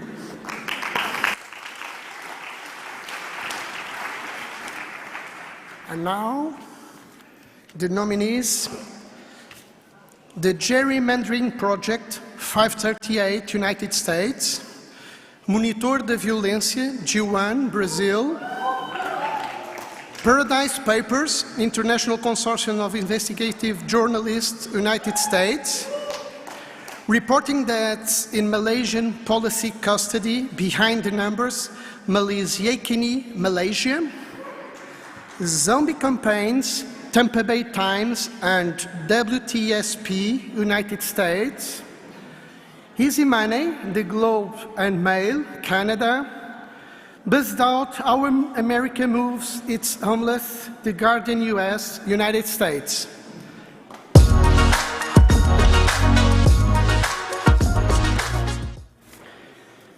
And the winner is The Globe and Mail, Canada.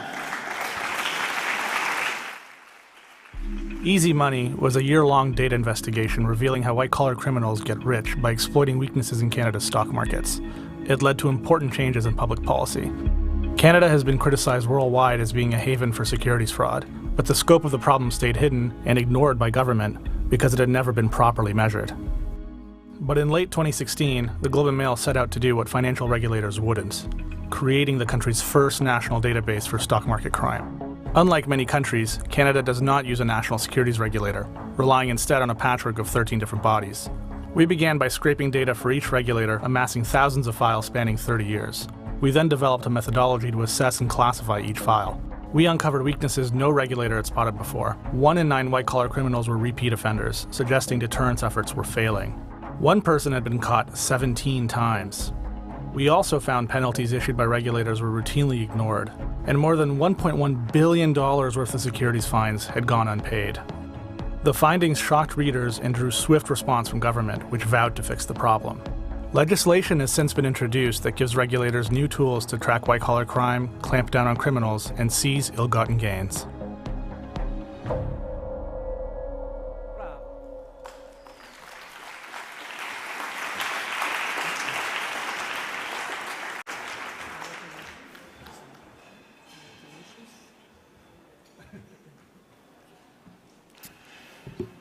Thank you so much. Obrigado, Lisboa, pela hospitalidade. This investigation exposed problems that our government and regulators were ignoring. One of the most powerful aspects of working with data is that it shines a light on facts hidden in plain sight. Once those facts are out in the open, it becomes harder to say the problem doesn't exist. Good data speaks louder than spin. Last year, our publication was fortunate enough to win this award for an investigation into sexual assault. We're doubly honored to be invited back for this award. Thank you.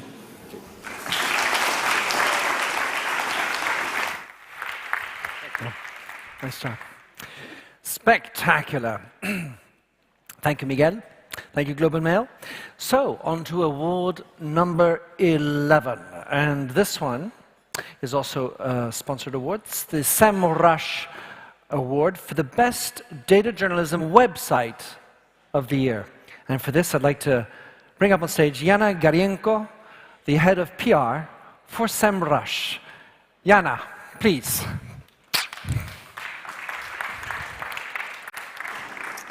So, hello everyone. So we as SEMrush really have today the honor to giving this award in recognition of the best website, the journalist website of the year. And so as a trusted data provider that is definitely trusted by a lot of media, we know for sure what is the meaning of the popular phrase, who owns the information, he owns the world. I think that everybody of the people who are sitting here, of the great journalists, they definitely owns this beautiful word.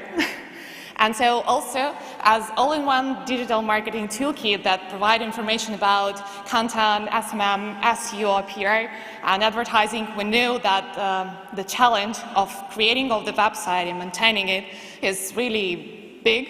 And so we understand that it requires a lot of effort, time, and passion. So I think that today's nominees really did an amazing job because they did the data, they implemented journalism, and they did a website. And so keeping in mind the phrase that who owns the information, he owns the world, we definitely can say that the today nominees not only owns the world, they own a little bit more than just the world. So let's look who they are. So today we have La Nación Data, La Nación de Argentina, Elecciones 2018, La Nación de Costa Rica, Passmark of Media Hack from South Africa, Safer Roads PH, Rappler from Philippines, Statelets in Brazil, Revista Resiliente Brazil, the Wall Street Journal, Data and Graphics, the Wall Street Journal from United States. A bit of music.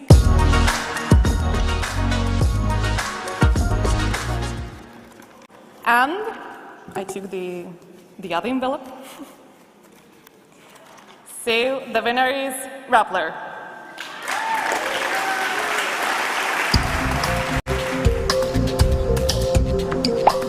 Hashtag Safer Roads PH is an online and on-ground campaign that aims to promote policies protecting road users in the Philippines. Yung ibang mga kababayan natin hindi pa po well aware pagdating sa road safety at yung mga signages hindi po sinusunod. Data shows death due to road mishaps increased by 45% since 2006. But road crash incidents are not accidents. These can be prevented. We combine journalism, technology, social media, and civic engagement to educate the public about best practices in road safety. We compile and analyze data from different sources to make sense of the information. Some local governments took action to prevent road crash fatalities because of the campaign. In Cagayan City in northern Philippines, 127 people were killed while 770 were injured, partly due to the lack of pedestrian lanes. After attending a road safety forum, police drew pedestrian lanes in front of schools with chalk. The story prompted a reader to sponsor the cost of paint for permanent lanes. The city government also added pedestrian lanes in front of public schools. Quezon City, the most populous city in the capital, had the highest number of road mishaps. It passed a local ordinance on road safety months after officials attended Rappler's forum. Let us help save lives, then let's be mindful while we're on the road.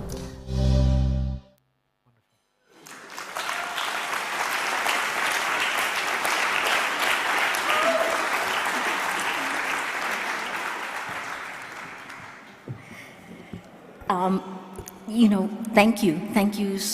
This award is particularly meaningful for us at Rappler because it goes to the core of why we founded Rappler 6 years ago. It is facts from data that shapes the reality that changes our world, right? So this is a partnership. This particular project, the website, the microsite, is a partnership of journalists who curated the data and turned them into stories. But we weren't alone. We were working with an NGO, the Global Road Safety Partnership, and that grew a community of advocates and volunteers. You saw those guys come out of the workshop and actually walk in the streets and do things by chalk. Two women led this project, Gemma Mendoza and Aika Ray. It is like 5 in the morning, but I'm sure they're watching in the Philippines. This is really their passion. They worked with the policemen. I won't mention the drug war. But the policemen who really helped make their communities better. And that's the point of it. This is data that becomes an idea that changes a community. I've spent the last 2 years talking to you about the other data journalism thing that we did that exposed the propaganda machine that has really changed our democracy in the Philippines. This one is the core of Rappler. This is why we do what we do. Thank you, Jen.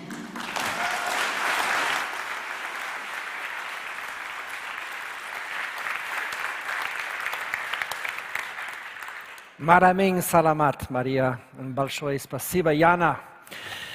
Lovely stuff. All right, so ladies and gentlemen, we come up to award number 12, last official award. And this one is the Microsoft Award for Public Choice. Suspense. So Lukas Pawlowski, engineering lead at the Microsoft Data Journalism Program, back on stage. Thank you, thank you. And the floor is yours. So this award is an amazing award because it's all about everyone out there, maybe some people on the podcast or on the webcast right now, but people in the room voting for their favorite of the submissions. And that participation in data journalism, that interest is what fuels all of us in the room, whether it's me helping journalists create data stories, but also you as you seek to inform the world. And it's really important for Microsoft as we seek to enable everyone to participate in journalism and participate in using data and technology to tell compelling stories. So without further ado, I will talk about the nominees. So we have a number of really amazing nominees, and I looked at every single one of them. So the first one is from La Nación Data in Argentina. Death and Dysfunction, How New Jersey Fails the Dead and Betrays the Living, from New Jersey Advanced Media in the United States. Trumptown, ProPublica from the United States. Bust Out, How America Moves Its Homeless, The Guardian, US, from the United States. Monitor de Violencia, G1 in Brazil. Follow the Money from Post Media in Canada. UniPower from Malaysia Kini, Malaysia. Humanizing Data in the Syrian Conflict, Bayanat Box, Lebanon. Passmark from Media Hack in South Africa. Safer Roads PH from Rappler, Philippines. And then those places high-speed rail could take you from, and I hope I say this right, Caixin Media in China. And here's the answer.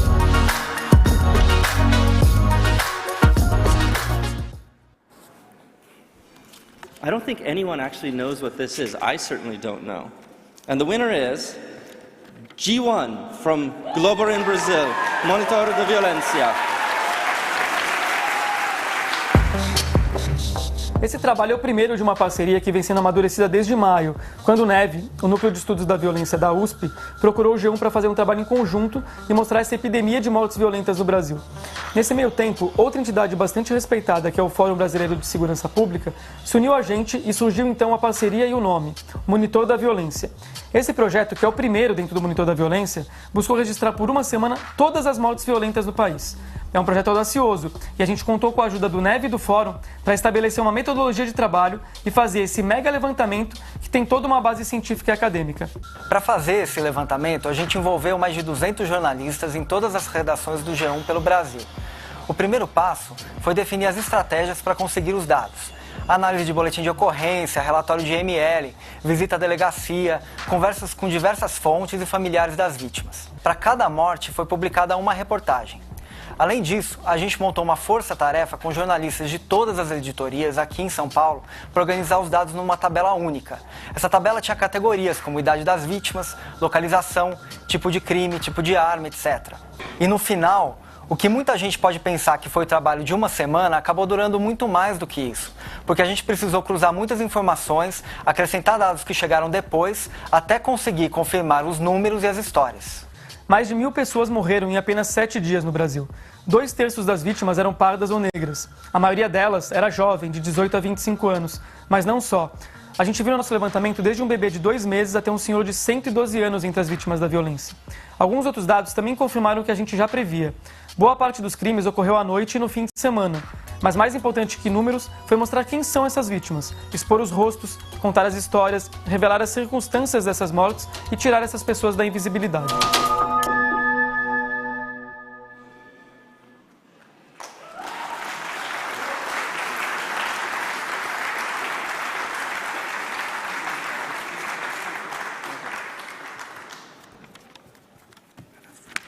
Thank you. Well, it's a great honor, and I'm very glad to be here representing almost 300 journalists involved in this project. Don't worry, I will not tell all the names here, but I hope they are watching in Brazil. That's a real teamwork. And what can I say? People kill each other in my country because of a $5 debt. Women are murdered by their boyfriends, by their husbands every day. There are more than 60,000 violent deaths a year in Brazil, one each 80 minutes. Is this normal or acceptable? Of course not. So I believe, and I really hope, that Violence Monitor can help to reduce this epidemic that causes pain and disillusion to so many families. I want to thank my editors, my family, the partners, all my colleagues, and I want to thank every single person who voted and who thought that this project deserved this award. Muito obrigado. Thank you very much.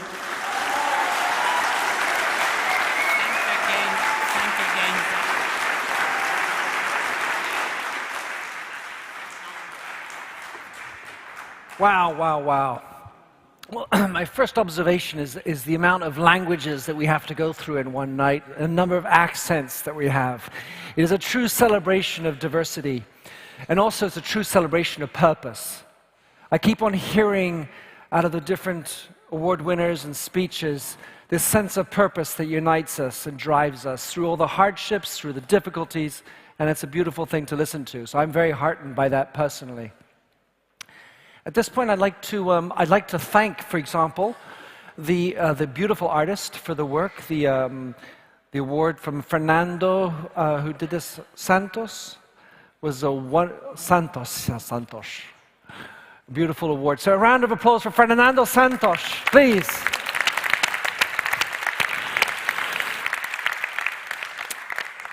And with this, I'd like to ask Marianne. Come on back up. Listen, my darling. Yes. We're going to do something fun together up here, aren't we? Come on up. That sounds so good.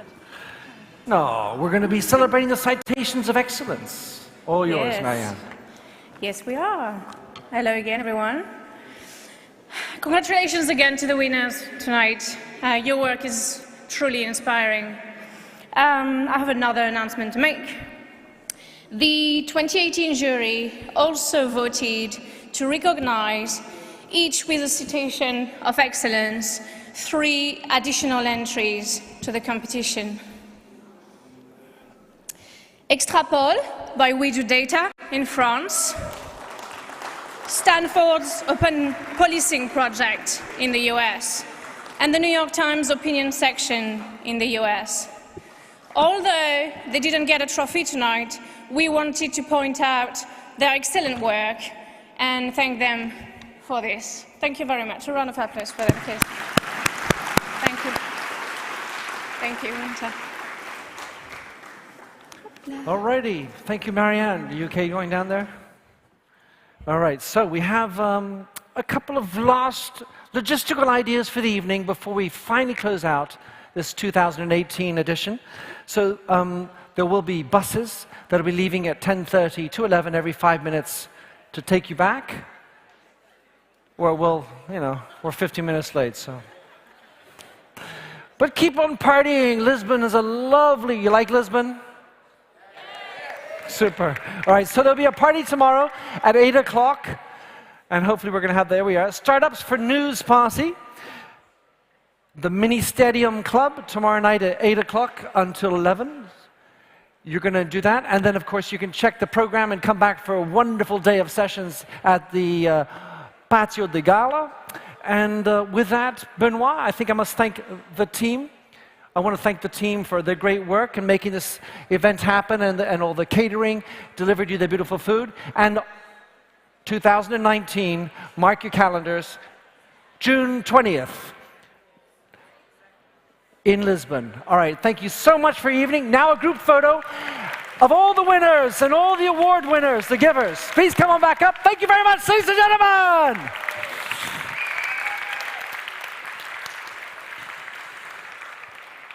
All right, group photo. There's a group photo on this stage, award winners and the people who gave the awards. You all are requested to come up. And well, we can have the jury, the people who are in the jury, who are in the room, come on up as well. All right, let's do it.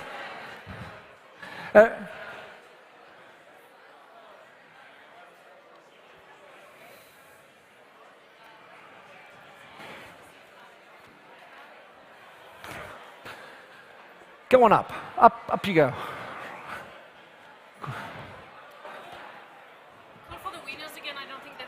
I shall try. All right. Come on. Calling all winners. I like it. Lots of. Muito obrigado. What's your name? Minter. Mint? Minter. I move in Lisbon. I'm Italian. So I need friends. Thank you. You're very pretty.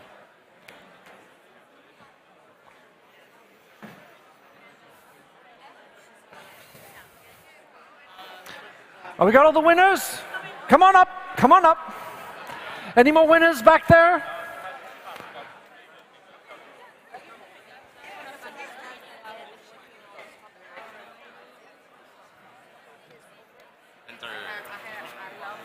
Tu vas bien?